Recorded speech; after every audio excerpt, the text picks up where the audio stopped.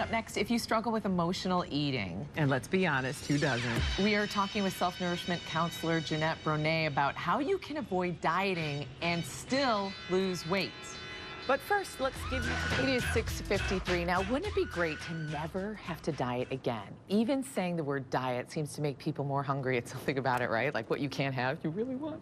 But today we're going to actually show you how you can eat to feel full and learn how to never diet again.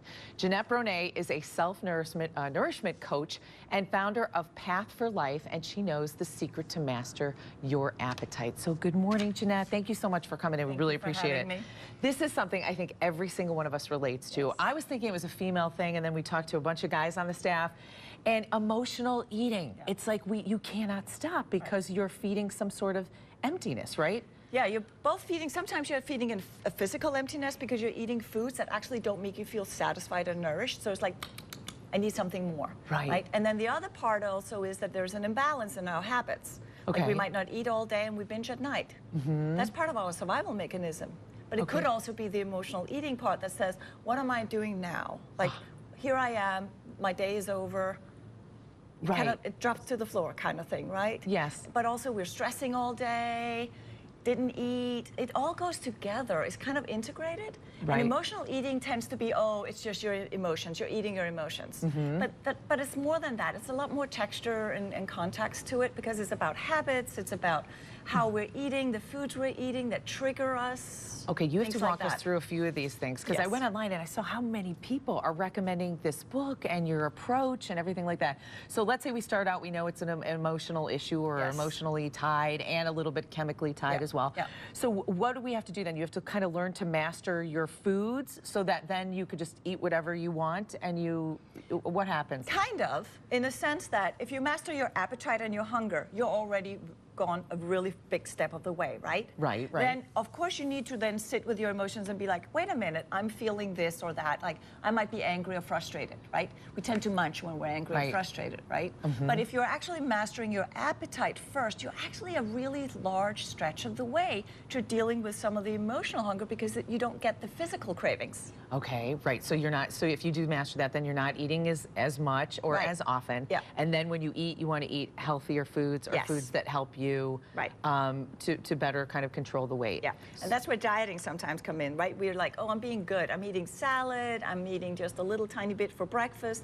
And all of a sudden, we're already imbalanced, right? And then we want this big meal at night. Right. So if we eat more of these sort of like sweetness in the foods, right? Okay, so show us some of the foods and some of the things that you talk about in your book. So like, I look at guac and I think a lot of people go, oh no, can't eat it. Exactly. It's too high, right? I wouldn't pick it if I was on my diet. Yep. But you say it's actually good for you. It's great. It's good, healthy fats. And also, so if you're craving the fat and the salt, right? Right. So some people go for the junk food when they crave that, but why not some guac and chips? Right. And then you also chips, you know? Right, just a few chips. I mean, you can't eat the entire bag, can you? No, not the entire bag, but you know what? There's a good chance that you won't need to either because you get satisfied and nourished because it's a good fat. Okay. Right? So we shouldn't be afraid of fat if it's a good fat. Okay. And that means plant fats. Okay. Okay, it's the other fats, the processed fat, the fried food. Okay, that's not working. Okay, and then those foods too, you talk about like mastering. So first you master your emotional issues. Then you master getting good foods in your diet. Then you master cravings. But if you're eating good food, then the cravings definitely go away, don't they?